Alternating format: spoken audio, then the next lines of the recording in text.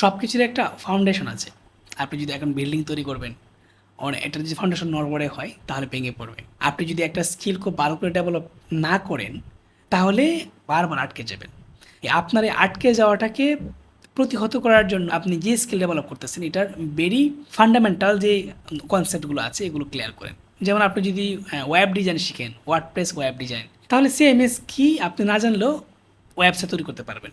বা WordPress theme কাকে বলে, ওয়ার্ডপ্রেস প্লাগইন কাকে বলে, এগুলো না জানলেও আপনি ওয়েবসাইট তৈরি করে ফেলতে পারবেন। বা wordpress.org, wordpress.com, এগুলোর তফাৎটা কি এগুলো না বুঝলেও আপনি ওয়েবসাইট তৈরি করে ফেলতে পারবেন। কিন্তু কোনো না কোনো জায়গায় গিয়ে আপনার আটকে যেতে হবে। আপনার ক্লায়েন্ট প্রশ্ন করতে পারে যে আমি কি wordpress.com ব্যবহার করব নাকি wordpress.org ব্যবহার করব, অনেক প্রশ্ন করে। বা আপনি যে একটা থিমের কথা বলবেন, অনেক সময় প্রিমিয়াম থিম দিয়ে ওয়েবসাইট তৈরি করি। প্রিমিয়াম থিম দিয়ে ওয়েবসাইট তৈরি করার সময় আপনার ক্লায়েন্ট প্রশ্ন করতে পারে যে এই থিমটা আমরা কেন কিনবো বা থিমটা কী, এটা আপনাকে বলা লাগতে পারে। বা কোনো একটা প্লাগইন কিনা লাগতে পারে অনেক সময়, যেমন সাবস্ক্রিপশন বেস বিভিন্ন প্লাগইন কাজ করতে গেলে অনেক সময় প্রিমিয়াম প্লাগইন কিনতে হয়, এটা ক্লায়েন্ট কিনে বা ক্লায়েন্টকে দিয়ে কিনাতে হয়। তখন আপনাকে প্রশ্ন করতে পারে যে প্লাগইনটা কী বা প্লাগইন কেন ব্যবহার করব। তখন যদি আপনি গুগলে সার্চ করে করে তাকে আনসার দেন তাহলে এটা কনভারসেশনটা লং হয়ে যাবে এবং এটা বোরিং হবে কনভারসেশনটা। এই জন্য এরকম আপনার স্কিলের সাথে সম্পর্কযুক্ত ফান্ডামেন্টাল যে ব্যাপারগুলো আছে এগুলো আপনার জানা দরকার।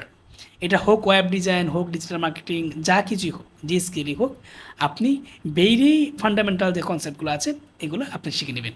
ওয়েব ডিজাইন, ওয়েব ডেভেলপমেন্ট এবং অনলাইন বিজনেস সম্পর্কিত টিপস অ্যান্ড ট্রিক্স শেয়ার করি। আপনার যদি ভালো লাগে তাহলে লাইক করতে পারেন, সাবস্ক্রাইব করতে পারেন এই চ্যানেলটি।